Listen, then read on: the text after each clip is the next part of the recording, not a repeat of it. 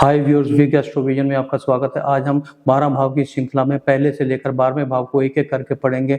जहां प्रथम भाव रंग रूप शील चरित्र का, दूसरा धन कुल कोश का, तीसरा बल और पराक्रम का, चौथा जमीन जायदाद संपत्ति का, पांचवा बुद्धिया विद्या विवेक का, छठा एनिमीज डेथ्स और डिजीज का। इसी तरह करके हम एक एक भाव को डिटेल में पढ़ेंगे। डिटेल में जानने के लिए वीडियो के अंत तक बने रहिए।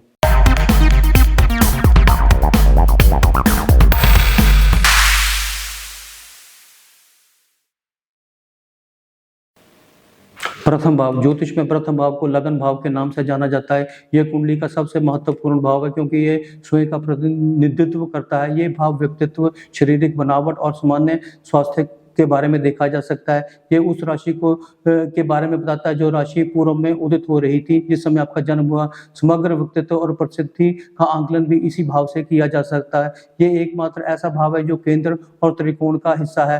केंद्र भाव प्रथम, चतुर्थ, सप्तम और दसम भाव है। त्रिकोण भाव प्रथम, पंचम और नवम भाव है, लेकिन प्रथम भाव दोनों में सामान्य है। इस भाव को तनु भाव भी कहते हैं। तनु का अर्थ होता है शरीर भाव। प्रथम भाव से जुड़े शरीर के अंग सिर, ऊपरी मुख हिस्सा प्रमुख रूप से शरीर है। कालपुरुष की कुंडली में मंगल इसका प्रतिनिधित्व करता है। दूसरा भाव, इसे धन भाव या संपत्ति भाव भी कहा जा सकता है। ये व्यक्ति के वाणी को नियंत्रित करता है। इस भाव से खान पान की आदतें देखी जा सकती हैं। ये आत्म मूल्य का भी भाव है। ये भाव बताता है कि आप धन कैसे कमाते हैं और उसका प्रबंधन कैसे करते हैं। द्वितीय भाव आपके गले का भी स्वामी है, इसलिए ये आपकी बोलने की क्षमता और आप अपनी वाणी का उपयोग कैसे करते हैं इससे जुड़ा हुआ है। एक महत्वपूर्ण द्वितीय भाव का अर्थ यह है कि आप अच्छे सामाजिक वक्ता बन सकते हैं। ये आपकी पारिवारिक वातावरण का प्रतिनिधित्व करता है जिसमें आप बड़े हुए हैं। द्वितीय भाव में स्थित ग्रह विशिष्ट अंतर्दृष्टि प्रदान करते हैं। उदाहरण के लिए बृहस्पति धन और बुद्धिमत्ता का संकेत दे सकता है, जबकि शनि वित्त संबंधी संघर्षों को दिखाता है। ये भाव बताता है कि आप जीवन में क्या महत्व देते हैं। कुछ लोग धन को महत्व देते हैं, जबकि कुछ लोग आध्यात्मिकता को महत्व देते हैं। दूसरे भाव से जुड़े अंग चेहरा, मुंह, इंद्रियां आदि हैं। द्वितीय भाव मार्ग स्थल भी है। तृतीय भाव, ज्योतिष में तृतीय भाव को संचार का भाव कहा जा सकता है। ये इस बात को दर्शाता, नियंत्रित करता है कि आप कैसे सोचते हैं, सीखते हैं और खुद को कैसे अभिव्यक्त करते हैं। ये छोटे भाई बहनों पर आपका शासन भी बताता है। तृतीय भाव से पराक्रम भाव भी कहा जा सकता है। ये छोटी दूरी की यात्राओं का भाव है। ये भाव से छोटे भाई बहनों, पड़ोसियों और अन्य करीबी रिश्तेदारों के साथ आपके संबंधों को देखा जा सकता है। कालपुरुष की कुंडली में इस भाव का संबंध बुध से है, जो मानसिक चपलता को दर्शाता है। ये इस भाव से चचेरे भाई बहन नहीं देखे जा सकते, केवल जो माँ के पैदा हुए छोटे भाई बहन है वही इससे देखे जा सकते हैं। चौथा भाव, ये घर और परिवार का भाव है। ये सुरक्षा और आंतरिक शांति की भावना का भी प्रतिनिधित्व करता है। ये माँ के साथ आपके संबंध कैसे हैं इसी से देखे जा सकते हैं। यहाँ तक कि ये सभी मात्र तुल्य आकृतियों का भी भाव इसी से देखा जा सकता है। प्रथम भाव के बाद ये दूसरा सबसे महत्वपूर्ण केंद्र भाव है। ये संपत्ति और वाहनों का भाव है। इस भाव में शुक्र हो तो आप अपनी माता का आशीर्वाद प्राप्त करते हैं। बृहस्पति होने पर माता का आशीर्वाद तो मिलता है, साथ में अचल संपत्ति का भी आशीर्वाद बृहस्पति देता है। चतुर्थ भाव से संबंधित अंग है छाती, स्तन और फेफड़े। पंचम भाव, ये आत्मिक अभिव्यक्ति, रचनात्मक आनंद, रोमांच और संतान का भाव है। ये पिछले जन्म के अच्छे कर्मों का भाव है। इसे पूर्व पुण्य भाव भी कहते हैं। प्रथम भाव के बाद ये दूसरा त्रिकोण भाव है। दो लक्ष्मी स्थान पंचम व नवम भाव है। बृहस्पति, शुक्र या बुध जैसे लाभकारी ग्रह रचनात्मकता और बुद्धिमत्ता के लिए अच्छे माने जाते हैं। ये शिक्षा का भाव है। ये आपके कौशल का भी भाव है। चूंकि छठे से 12वां है, इसीलिए अच्छे स्वास्थ्य का प्रतिनिधित्व करता है। ये बुद्धि का भी भाव है।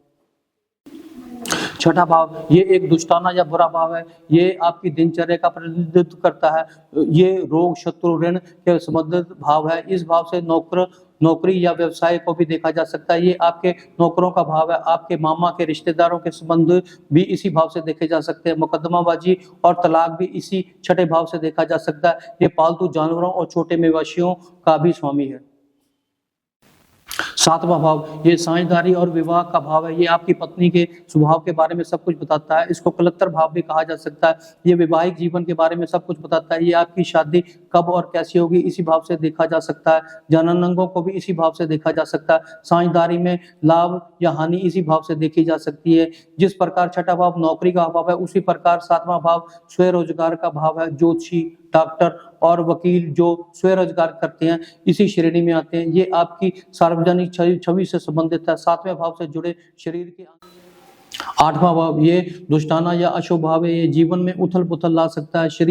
जीवन में शारीरिक, भावनात्मक और आध्यात्मिक परिवर्तन इसी भाव से देखा जा सकता है। ये अनअर्जित धन या अन्य लोगों के धन का भाव है। अनअर्जित धन, पैतृक धन या जीवन साथी का धन इसी से देखा जा सकता है। गुप्त ज्ञान या रहस्यमय ज्ञान इसी भाव से देखा जाता है।